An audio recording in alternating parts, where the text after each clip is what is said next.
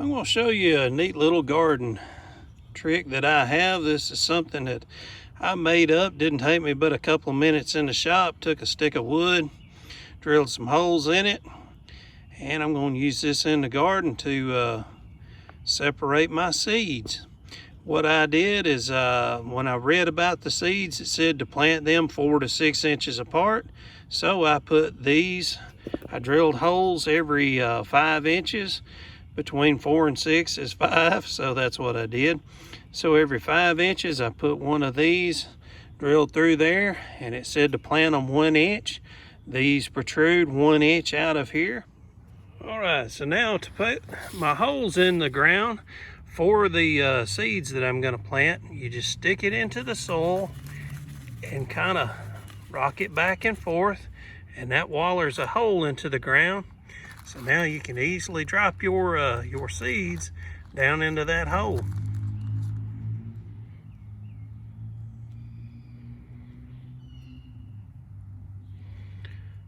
So not only have I got the hole the size I need it, but I've also got it the perfect depth, diameter, and everything.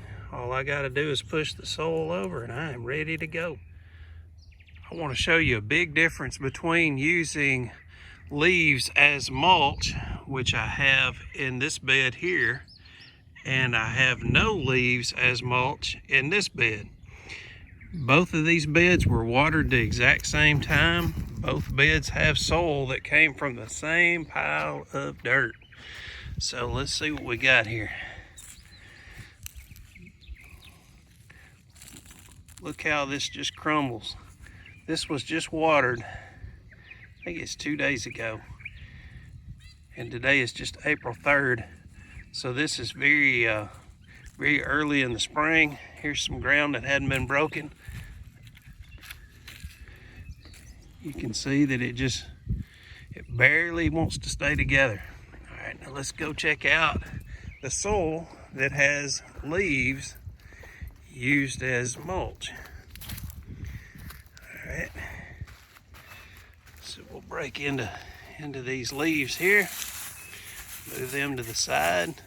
You can already see moisture on the leaves. Look at that. It wants to stay together. See that big clump right there? Exact same pile of dirt used in this bed as was used in the other bed. Here's an area where it's a little light of the didn't get enough leaves in this area. So I bet you this right here will be different. Yeah, that top, you can feel the top of it wants to break up, but down below, still got plenty of moisture. How about that? So even the areas that have a little bare to them, like this right here, you can see how bare the soil is in this little area. That top is dusty, but even once you get down below that, same thing, wants to stay together. See how that's staying together? It's a little bit dry right there. So what I'm going to do is I'm going to put even more leaves on this bed. This bed has got potatoes in it, so of course these potatoes can grow perfectly fine with these leaves on them. And we've had a couple of nights of cold, but nothing to really be too worried about. I imagine they'll break right on through these leaves. So anyway, I'm going to take a big old bag of leaves and dump right on top of here and dump some on that bed of onions that I showed you.